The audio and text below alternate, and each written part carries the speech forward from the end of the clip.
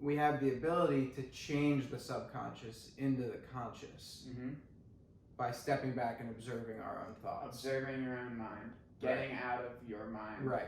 And that's what meditation is, basically. Yeah. It's a practice of taking your subconscious thoughts and making them conscious. And here's what really happened, the whole progression of this. Like, Rene Descartes is the one who termed the I think, therefore I am, which kind of like, that was the philosophy which kind of spawned on this whole Western, like, scientific view of the world. And so we've kind of got stuck in our minds with that theory, that I think, therefore I am, like identifying with your thoughts. Where in reality, you're being self-identified with thinking. It's just ego. So I can step back. In the simplest terms, I can view a thought. Of course. Let's take so who is the I? Because I totally agree, and you can call it spirit or whatever you want to call it, but it's not your mind. It's something. It's your being. Yeah. Who is the I that's aware of thoughts? It's your being, which is actually a part of the larger.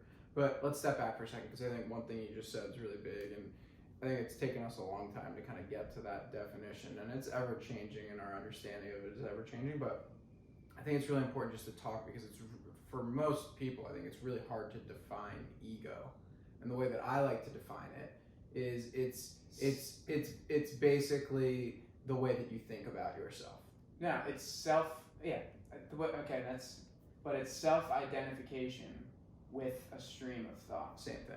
But it's not. No, it's not. It's not exactly the same thing. It's on the same. Yeah. Because it's not the way that you think about yourself. It's the way that you think about anything. Right. Fair. Yes. It's identification with thought. Yeah. Yes.